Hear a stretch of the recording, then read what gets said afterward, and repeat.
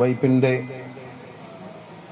എല്ലാ സ്പന്ദനങ്ങളും ലോകത്തെ അറിയിക്കുന്നതിൽ മുൻകൈയെടുക്കുന്ന സാംസ്കാരിക പ്രവർത്തകർ, സാംസ്കാരിക സംഘടനകൾ, റെസിഡൻസ് അസോസിയേഷനുകൾ, റെസിഡൻസ് അസോസിയേഷൻ്റെ കൂട്ടായ്മയെ പ്രതിനിധാനം ചെയ്ത വ്യക്തിത്വങ്ങൾ, പ്രിയമുള്ള മാധ്യമ സുഹൃത്തുക്കളെ, എൻ്റെ ഏറ്റവും സ്നേഹം നിറഞ്ഞ എൻ്റെ സഹപ്രവർത്തകരെന്ന് പറയാം, സിനിമാ നടനാണ് ഞാൻ, ശ്രീ ബെന്നി പി നായരമ്പലം. എനിക്ക് ഒരുപാട് വർഷമായിട്ട് ആത്മബന്ധമുള്ള എൻ്റെ സഹോദരൻ, അദ്ദേഹത്തിൻ്റെ പ്രിയപുത്രിയും മലയാള സിനിമയിലെ ഏറ്റവും ഇന്നത്തെ കാലത്തിൻ്റെ ഏറ്റവും പ്രഗത്ഭ നടിയുമായിട്ടുള്ള അന്നാബൻ, പ്രിയപ്പെട്ട മജീദിക്ക, ശ്രീമതി പൗളി, ഇവിടെ എത്തിയിട്ടുള്ള മറ്റ് സാംസ്കാരിക പ്രവർത്തകരെ, നായകന്മാരെ, ഒത്തിരി സന്തോഷത്തോടെയാണ് ഇന്നിവിടെ നിൽക്കുന്നത്. ഒരുപാട് വർഷത്തിന് ശേഷമാണ് വൈപ്പിൽ ഒരു പ്രോഗ്രാമിന് വരുന്നത്. ഞാനങ്ങനെ ഇപ്പോൾ 2 തവണ മന്ത്രിയായി, 3-ാമത്തെ തവണ മന്ത്രിയായപ്പോൾ അധികം യാത്രകൾ വേണ്ട എന്ന് തീരുമാനിച്ചു. കാരണം ജോലി വളരെ കൂടുതലൊരു വകുപ്പാണ്. ട്രാൻസ്പോർട്ട് എന്ന് പറഞ്ഞാൽ KSRTC മലയാളിയുടെ മനസ്സിലെ ഏറ്റവും വലിയ സ്നേഹമാണ്. ആ KSRTC കുറച്ചെങ്കിലും ഒന്ന് പച്ച പിടിക്കണം എന്ന് നിങ്ങളും ഞാനും ആഗ്രഹിക്കുന്നവരാണ്. അപ്പം അതിൻ്റെ ഒരു പരിശ്രമം എന്ന് പറയുന്നത് മന്ത്രി തന്നെ നേരിട്ട് എല്ലാ കാര്യങ്ങളും നോക്കേണ്ട ഒരവസ്ഥയാണ്. അപ്പം അതുകൊണ്ട് ഉണ്ണികൃഷ്ണൻ അറിയാം, ഞാൻ ഓഫീസിൽ ഇരിക്കുമ്പോൾ തന്നെ എപ്പോഴും ആൾക്കൂട്ടമാണ്. നാട്ടുകാരുടെ പരാതികൾ, ജീവനക്കാരുടെ പരാതികൾ, അവരുടെ പ്രശ്നങ്ങൾ, പിന്നെ KSRTC നേരിടുന്ന സാമ്പത്തിക പ്രശ്നങ്ങൾ അടക്കമുള്ള വലിയ വലിയ പരാധീനത. KSRTC രാജഭരണകാലത്താണ് തുടങ്ങുന്നത്.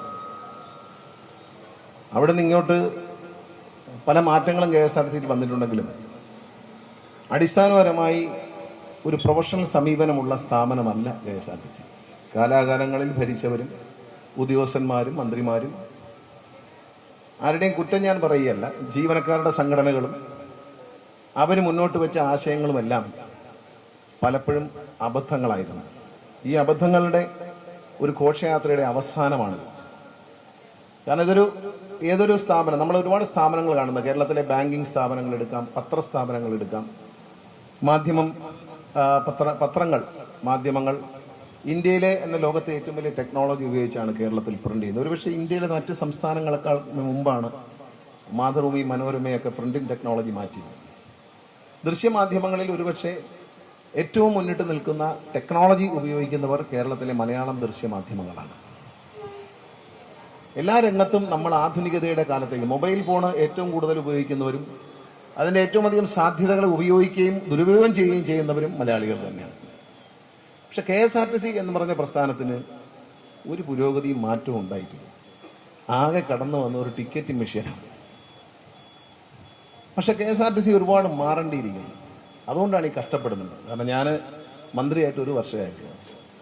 പക്ഷെ പണ്ട് ഞാൻ മന്ത്രിയായപ്പോഴും എൻ്റെ മനസ്സിൽ സ്വപ്നമുണ്ട്, ഈ KSRTC ഒരു നല്ല സംവിധാനത്തിൽ, ആധുനിക സംവിധാനത്തിൽ കൊണ്ടുവന്നു മാറി വരുന്ന ഒരു ഭരണകർത്താവിനോ ഒരു ഉദ്യോഗസ്ഥനോ മാറ്റാൻ പറ്റാത്ത വിധത്തിൽ ഇതിനെ ഒരു സിസ്റ്റം ഫിക്സ് ചെയ്യണമെന്നൊരാഗ്രഹമുണ്ട്. അതായത് നല്ല കുറ്റമറ്റ ഒരു സംവിധാനത്തിൽ ഇതിനെ ഉറപ്പിക്കണം. ഉറപ്പിച്ചാൽ പിന്നെ ഇതങ്ങ് ഓടിക്കോളും. അതിനുവേണ്ട ഒരു പരിശ്രമമാണ് നമ്മൾ നടത്തുന്നത്. ഇപ്പോൾ KSRTC അതിൻ്റെ നഷ്ടം കുറച്ചു കൊണ്ടുവരുന്നുണ്ട്. ജീവനക്കാരുടെ ആത്മാർത്ഥമായ സമീപനമുണ്ട്. അവർക്ക് ഓഗസ്റ്റ് 2021 ജൂലൈ മുതൽ വിവിധ ഘട്ടങ്ങളായി 2-3 പീസായിട്ടാണ് ശമ്പളം കൊടുത്തത്. ഞാൻ മന്ത്രിയായി ചുമതലയെടുത്ത ആദ്യത്തെ ദിവസങ്ങളിൽ തന്നെ മുഖ്യമന്ത്രിയുമായി നടത്തിയ ചർച്ചയിൽ അദ്ദേഹം എനിക്കൊരു നിർദ്ദേശം തന്നു. ഇവരുടെ ശമ്പളം ഒരുമിച്ച് കൊടുക്കണം, അത് 1-ാം തീയതി കൊടുക്കണം എന്നതിനെന്താ മാർഗം എന്ന് ഗണേഷ് കുമാർ ഒരു പദ്ധതി തയ്യാറാക്കണമെന്ന്. ഞാൻ ആലോചിച്ചു, ഒരു പദ്ധതി തയ്യാറാക്കി അത് അദ്ദേഹത്തിന് മുമ്പിൽ പ്രസന്റ് ചെയ്തു. അദ്ദേഹത്തിന് അതിന് 101% ആത്മാർത്ഥതയോടെ അദ്ദേഹം നൽകിയൊരു പിന്തുണ കഴിഞ്ഞ മാസം നമുക്ക് 3-ാം തീയതി ശമ്പളം കൊടുക്കാൻ കഴിഞ്ഞു. ഒരുമിച്ച് ശമ്പളം കൊടുക്കാൻ കഴിഞ്ഞു. ഓഗസ്റ്റിൽ 3-ാം തീയതി ശമ്പളം കൊടുക്കാൻ കഴിഞ്ഞു. അടുത്ത മാസം മുതൽ 1-ാം തീയതി ശമ്പളം കൊടുക്കും. പലർക്കും, രാഷ്ട്രീയ പ്രവർത്തകരിൽ ചിലർക്ക് സംശയമുണ്ട്, നടക്കുമോ? പക്ഷെ എങ്ങനെയും കൊടുക്കാനുള്ള സംവിധാനം നമ്മൾ ഉണ്ടാക്കി. ജീവനക്കാരുടെ ഒരു സംതൃപ്തി വളരെ അത്യാവശ്യമാണ്. കാരണം അവരൊരുപാട് കഷ്ടപ്പെട്ടിട്ടാണ് ഈ ജോലി ചെയ്യുന്നത്. എളുപ്പമുള്ള ജോലിയല്ല ഒരു ബസ് ഓടിച്ചു പോവുക എന്ന് പറയുന്നത്. പ്രത്യേകിച്ച് ദീർഘദൂര യാത്രകളൊക്കെ വളരെ പ്രയാസമുള്ളതാണ്. പക്ഷെ നമ്മുടെ ബസ്സുകളുടെ കണ്ടീഷനും അത്ര നല്ലതൊന്നുമല്ല. പുതിയ ബസ്സുകൾ തരണം, അതിനുള്ള പണവും ഈ സർക്കാർ മാറ്റിവെച്ചിട്ടുണ്ട്. ഇടതുപക്ഷ ജനാധിപത്യത്തിന് സർക്കാർ അധികാരത്തിൽ വന്നതിന് ശേഷം 9 വർഷം കൊണ്ട് 10,000 കോടി രൂപയാണ് KSRTCയെ നിലനിർത്താൻ വേണ്ടി സർക്കാർ ചെലവഴിക്കുന്നത്. ഒരു മാസം 50 കോടി രൂപയാണ് ശമ്പളം ഇനത്തിൽ മാത്രം, ശമ്പളം നൽകാനുള്ള സഹായം എന്ന നിലയിൽ KSRTC നൽകുന്നത്. ഏതാണ്ട് അതിലധികം, ഏതാണ്ട് 70 കോടിയോളം രൂപ KSRTC പെൻഷന് വേണ്ടി ചെലവ്. ശമ്പളത്തെക്കാൾ കൂടുതൽ പെൻഷൻ കൊടുക്കുന്ന ഒരു സ്ഥാപനമാണ്. ഞാൻ പറഞ്ഞല്ലോ, ഭരണകർത്താക്കൾ മാറി മാറി വരുമ്പോൾ അവരെടുത്തിട്ടുള്ള ചില അശാസ്ത്രീയവും ബുദ്ധിശൂന്യമായ തീരുമാനങ്ങൾ ഈ പ്രസ്ഥാനത്തെ നശിപ്പിച്ചിട്ടുണ്ട്. നമ്മൾ നോക്കുമ്പോൾ ഒരു മന്ത്രി വന്നു, അദ്ദേഹം എല്ലാ ജീവനക്കാർക്കും പെൻഷൻ പ്രഖ്യാപിക്കുകയാണ്. എവിടുന്നാണ് കൊടുക്കേണ്ടത്? ഈ കഷ്ടപ്പെട്ട് ഈ ബസ് ഓടിച്ച് കിട്ടുന്ന ടിക്കറ്റിന്റെ വരുമാനത്തിൽ നിന്നും പെൻഷൻ കൊടുക്കണം ഒരു മന്ത്രി അങ്ങ് പ്രഖ്യാപിക്കുക. ആരുടെ നാട്ടിലൊരു ചൊല്ലുണ്ട്, കാട്ടിലെ തടി തേവരുടെ ആന വലിയടാ വലി. അങ്ങനെ വലിക്കുകയാണ്. കാരണം ആ വ്യക്തി വർഷങ്ങൾക്ക് ശേഷം ഞാൻ 2001 മന്ത്രിയായിരിക്കുമ്പോൾ എന്നോട് പറഞ്ഞു, അനിയ ഇടേ ഞാനാണ് ഇതിൽ പെൻഷൻ ഏർപ്പെടുത്തിയത്. ഞാൻ അദ്ദേഹത്തെ 2 കൈയും എടുത്തിട്ട് പറഞ്ഞു, അപ്പൊ അങ്ങനെയാണ് ഇതിനെ ഈ പരുവത്തിലാക്കിയത്. കാരണം ഇന്ത്യയിലെ ഒരു ട്രാൻസ്പോർട്ട് കോർപ്പറേഷനും പെൻഷനില്ല, ഇവിടെ മാത്രമേ ഉള്ളൂ. പെൻഷൻ ബാധ്യത എന്ന് പറയുന്നത് ശമ്പളത്തെക്കാൾ കൂടുതലാണ്.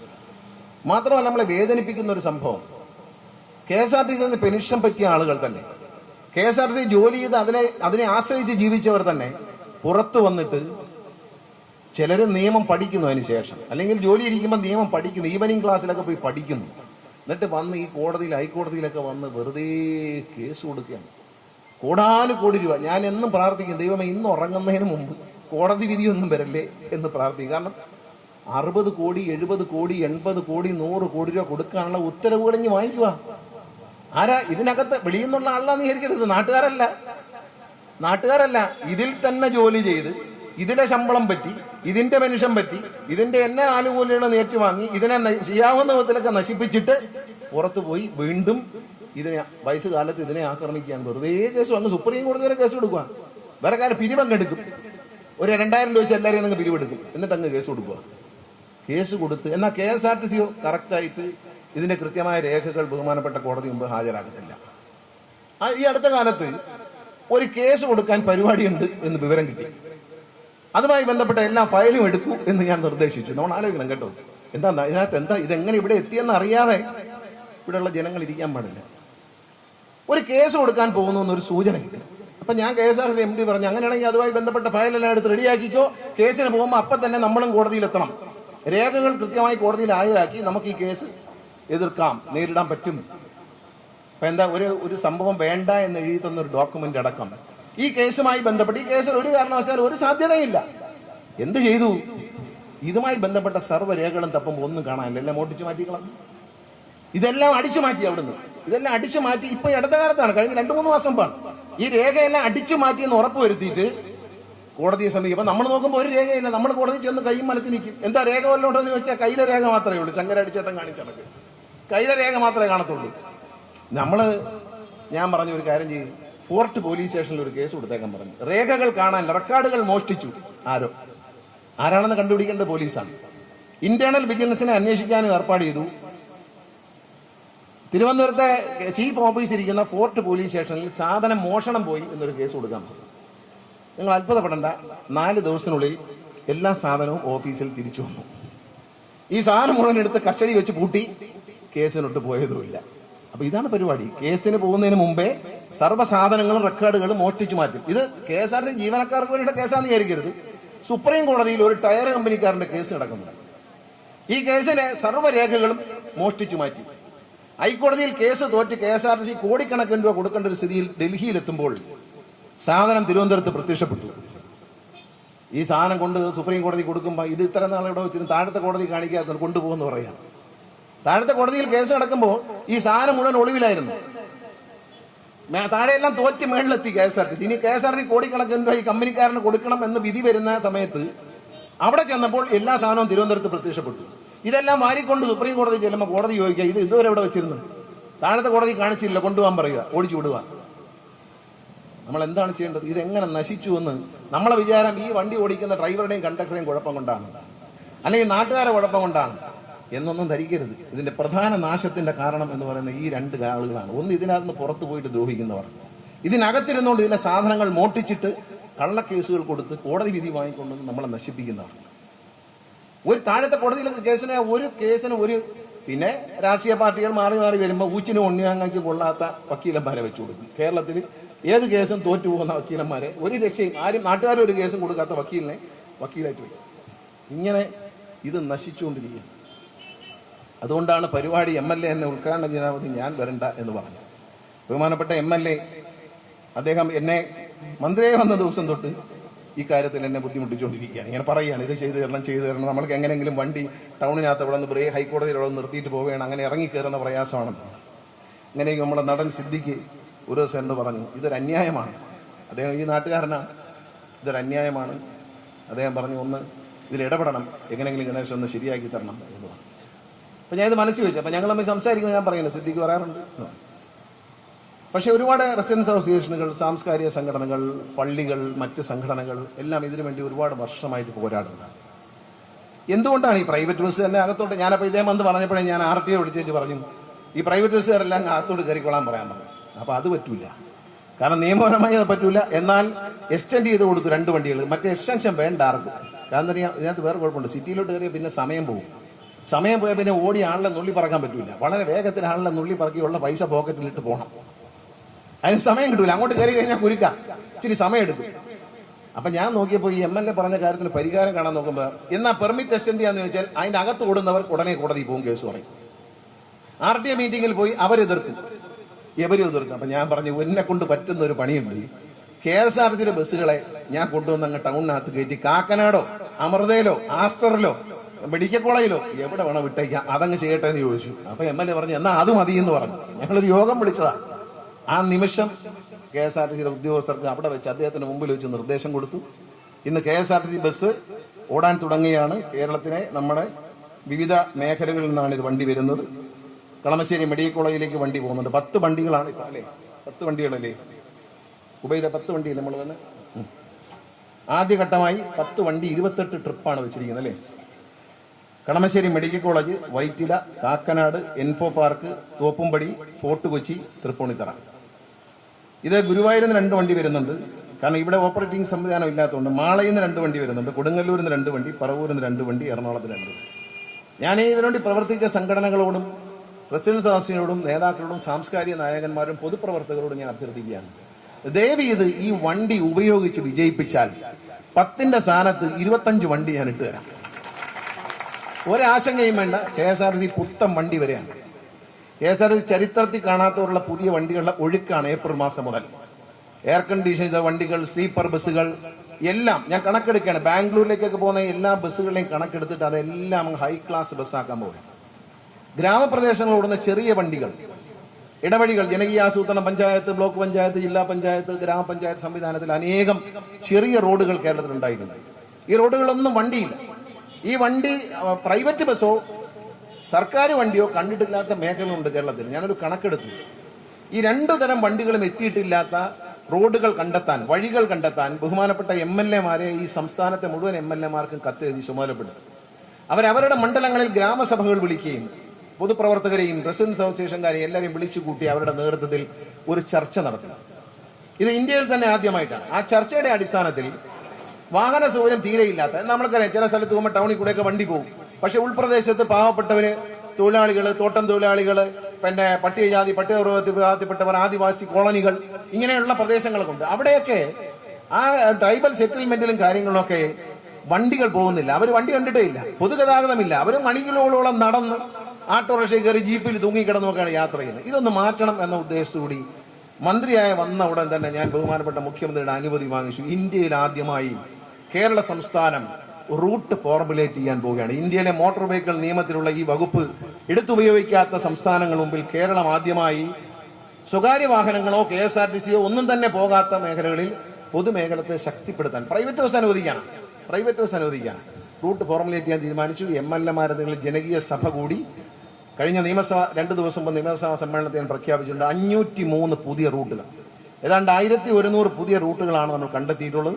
അതിൽ KSRTC തർക്കമുള്ള സ്ഥലങ്ങളുണ്ട്, പിന്നെ പ്രൈവറ്റ് ബസ് കയറാൻ പാടില്ലാത്ത ചില സ്ഥലങ്ങളുണ്ട്. അതിനെ ഒന്ന് പരിഹരിക്കുന്നതിന് വേണ്ടി മാറ്റിവെച്ചുകൊണ്ട് 503 വെർജിൻ റൂട്ട്സുകൾ, അതായത് ഇതുവരെ ഒരു ബസ് KSRTC ബസ്സോ പ്രൈവറ്റ് ബസ്സോ ഒന്നും പോയിട്ടില്ലാത്ത 503 റൂട്ടുകൾ സർക്കാർ കൊടുക്കാൻ പോവുകയാണ് പ്രൈവറ്റ് ബസ് ഓടിക്കാൻ. ഇനി പെർമിറ്റ് അല്ല,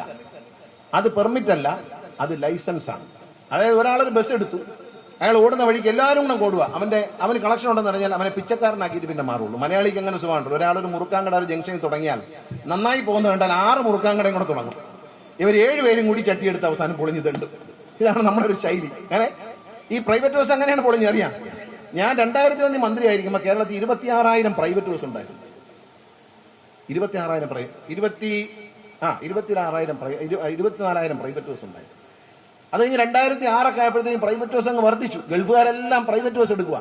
അങ്ങനെ 28,000 പ്രൈവറ്റ് ബസ് കേരളത്തിലുണ്ടായിരുന്നു. എന്ന് 2006 2001 ഞാൻ മന്ത്രിയാവുന്നത്. 2006 ആയപ്പോൾ 28,000 പ്രൈവറ്റ് ബസ് ആയി. ഇപ്പൊ കേരളത്തിൽ എത്ര പ്രൈവറ്റ് ബസ് ഉണ്ടെന്നറിയാം? 7,000 താഴെ പ്രൈവറ്റ് ബസ്സുകൾ. ഒരു പ്രൈവറ്റ് ബസ് നിൽക്കുമ്പോൾ സർക്കാരിന് ഒരു വർഷം 1 ലക്ഷം രൂപ ടാക്സ് പോകും. ഒരു പ്രൈവറ്റ് ബസ് നിൽക്കുമ്പോൾ 3 പേർക്ക് ശരാശരി ജോലി പോകും. ഒരു ഡ്രൈവർ, ഒരു കണ്ടക്ടർ, ഒരു ക്ലീനർ, 3 പേർക്ക് ജോലി പോകും. അങ്ങനെ 28,000 നിന്നും 7,000 താഴെ വരുമ്പോൾ എന്തുമാത്രം ബസ്സുകൾ ഈ രാജ്യത്ത് നിന്നു, എത്രമാത്രം ഇവരെ മിനിമം 50 മുതൽ 100 ലിറ്റർ ഡീസൽ അടിക്കും ഒരു ദിവസം. ഇതിന്റെ ടാക്സും കേരള സർക്കാരിന് കിട്ടേണ്ടതാണ്. നമ്മുടെ ഖജനാവ് ചോരുന്നത് ഇങ്ങനെയാണ്. അങ്ങനെ ഈ പ്രസ്ഥാനം കാരണം എന്താണെന്നറിയാം? 2 മത്സരങ്ങളാണ്. ഒന്ന് KSRTC പ്രൈവറ്റ് ബസ്സുകാരും കൂടെ ചേർന്ന് മത്സരിക്കുക. KSRTC ജീവനക്കാർ വന്ന് ഭരിക്കുന്ന മന്ത്രിമാരോട് പറഞ്ഞു കൊടുക്കും, പ്രൈവറ്റ് ബസ്സുകാരന്റെ കുത്തക ഇപ്പൊ തകർക്കണം, അവന്റെ തലയ്ക്ക് കയറി ഓടാം. ഞാൻ മന്ത്രിയായപ്പോഴേ പറഞ്ഞു, പ്രൈവറ്റ് ബസ്സുകാരന്റെ തലയ്ക്ക് കയറി ഓടുന്നില്ല. പ്രൈവറ്റ് ബസ്സുകാരൻ വരാത്തടത്ത് ഒരുപാട് സ്ഥലം KSRTC അവസരമുണ്ട്, കുത്തകയുള്ള സ്ഥലമുണ്ട്, അവിടെ ഓടാം. ഉള്ള പൈസ എല്ലാം മാറാം. ഏത് യാത്രക്കാരുണ്ടെങ്കിലും അവിടെ വണ്ടി ഓടിക്കൂല. പകരം പ്രൈവറ്റ് ബസ്സുകാരൻ തന്റെ മുറുക്കാൻ കടക്കാരന്റെ കഥ പോലെയാണ്. അവിടെയാണ് കയറി കളി. എന്നാ പ്രൈവറ്റ് ബസ്സുകാരെന്താ വിചാരിക്കും? മറ്റേ ബസ് എടുത്ത് കിട്ടും, അവന് നല്ല കളക്ഷനാ, അടുത്ത ഒരു പെർമിറ്റിന് അപേക്ഷിച്ച് സമയം അവന്റെ 2 മിനിറ്റ് മുമ്പിൽ. ഇവരെല്ലാം മത്സരിച്ച് ഓടിച്ച് എത്ര ആളുകളെയാണ് വണ്ടി ഇടിച്ചു കൊന്നത്? ഈ 28,000 വണ്ടിയിൽ നിന്ന് 7,000 വണ്ടി താഴെ പോയതും പോരാ, ഇവർ റോഡിൽ എടുത്ത ജീവൻ എത്രയാണ് ഈ മത്സര ഓട്ടത്തിൽ? ഈ മത്സരം അവസാനിപ്പിക്കുകയാണ്. ഈ ലൈസൻസ് എന്ന സംവിധാനം വരുമ്പോൾ ഒരു റൂട്ടിലേക്ക് 2 വണ്ടിയെ പാടുള്ളൂ എന്ന് MLA-മാരുടെ അധ്യക്ഷതയിൽ യോഗം ചേർന്ന് തീരുമാനിച്ചിട്ടുണ്ടെങ്കിൽ ആ 2 വണ്ടി, 5 വണ്ടിക്ക് പോസിബിലിറ്റി ഉണ്ടെങ്കിൽ 5 നിന്ന് 6ാമതൊരു വണ്ടി കോടതി പോയാലും കിട്ടൂല. അതാണ് നിയമത്തിന്റെ വ്യവസ്ഥ. എങ്ങും പോയി വാങ്ങിക്കാൻ കൂല.